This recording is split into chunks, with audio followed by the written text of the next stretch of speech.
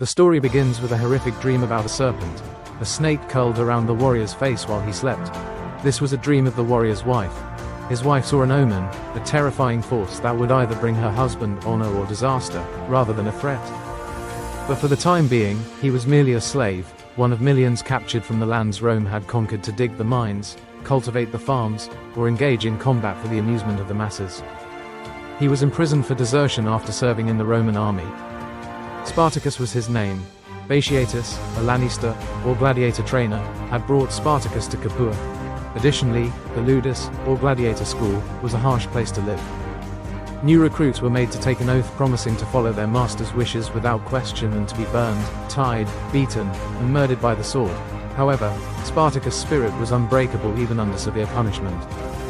A wagon full of gladiator gear was stolen when Spartacus and 73 other slaves took knives and skewers from the prison's kitchen and fought their way out in 73 BCE. They have had enough of battling for other people. The Roman Senate was too preoccupied with the wars in Spain and the Pontic Empire to be concerned about some untamed slaves when the news reached Rome. Praetor Claudius Glaber, unconcerned, sent an army of 3,000 troops to Mount Vesuvius, the insurgents' haven, and sealed off the only journey up the mountain. He reasoned that the only thing left to do was to wait and starve them to death. The rebels flanked Glaber's unguarded camp in the dark of night after lowering themselves down the cliffside using vine-made ropes, and so the story of the stubborn gladiator of Rome started.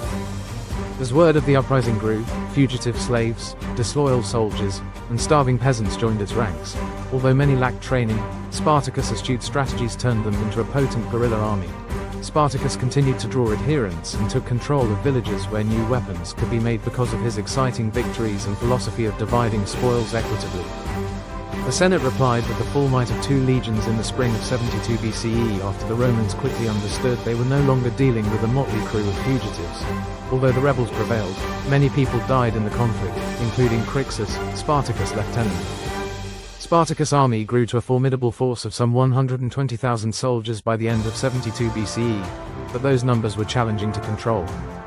Spartacus desired to march outside of Rome's boundaries, where his supporters would be free, now that the route to the Alps was clear. Arcus Licinius Crassus, meanwhile, had taken command of the conflict. He was the richest man in Rome and led 8 fresh legions in his pursuit of Spartacus, ultimately entangling the rebels in the Italian tow.